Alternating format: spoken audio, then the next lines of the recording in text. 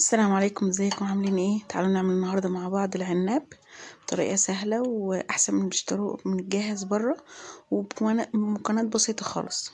انا جبت كركديه يكون الحبايه بتاعته كبيره يعني عشان يعني هو ما يكونش فيها رمل كتير. هجيب المطحنه وهبتدي اطحنه كله.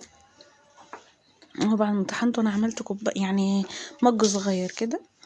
هبتدي اصفيه بقى من كل الشوايب ومن اي حاجه تكون فيه.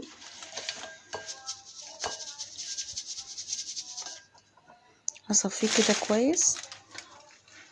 وبعد ما عملت بقى هروح اجيب كوبايه ونص من السكر، نفس المج اللي انا عايرت بيه.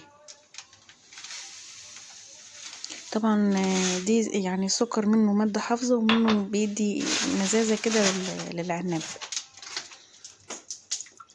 هبتدي بقى وهجيب شويه ميه صغيرين كده. هتشوفوا بقى مع بعض الخطوات. هبتدي اقلب السكر مع الكركديه كده كويس. اقلبه كويس. شايفين اللون بقى؟ لسه احنا هنحط كمان ماده حافظه. هنحط نص ليمونه صغيره. هنبتدي نحط منها عصرتين 3 يعني متكتروش منه. اهو بصوا هحط زي ما انتوا تشوفوا معايا عصرتين. وبعد كده هنقلب. اللون هيتغير خالص. طبعا تقليب المعلقه ده مش هينفع، هبتدي اعمل بالجلافز كده.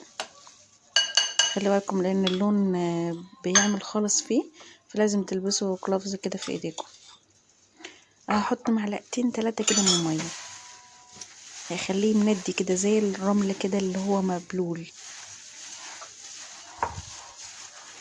قلبه كده كويس. شايفين اللون بقى حلو خالص. كمان لسه هحط معلقه تاني من الميه لحد ما يبقى كله عارفه اللي هو زي ما قلت لكم زي مندي كده. طبعا هيكون نظيف وواثقه فيه ان انت عامله بايدك، احسن ما تشتري من بره ما تعرفيش هو معمول ازاي ولا معمول بايه بالظبط. بزود شويه شويه. اوعوا تزودوا ميه كتير عشان ما يكونش معاكم اللي هو تعملوه شربات تعملوه في ميه كتير وكده. لا، هو حطوا معلقه كده على حسب كمان ما يعني اللي هو قلبوا شويه وحطوا معلقه على حسب ما يظبط معاكم. اهو بقلبه كده كويس.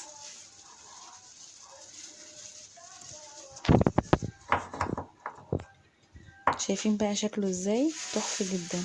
وهنخزنه بقى بطريقه سهله جدا. اهو هجيب بقى كوبايه فيها ميه. وبصوا انا استكفيت بالسكر اللي انا حطيته فيها.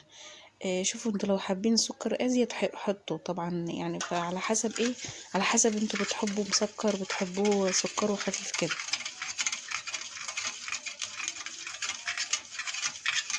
بقلب كده. انا شفت دقت الطعم بتاعه ولقيته حلو. فهجيب مصفى صغيره كده تكون سلكها ضيق. ابتدي اصفي فيها. هتشوفوا بقى الشوائب اللي هي طالعه منه.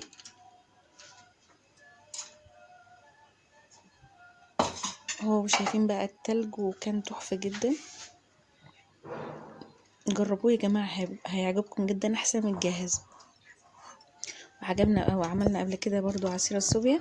هنبتدي نحفظه ازاي بقى. هنحطه في اكياس، نطبطب الاكياس كده كويس ونخزنه في الفريزر او نحطه في التلاجة وتطلعوا تستخدموا. والسلام عليكم ورحمة الله وبركاته.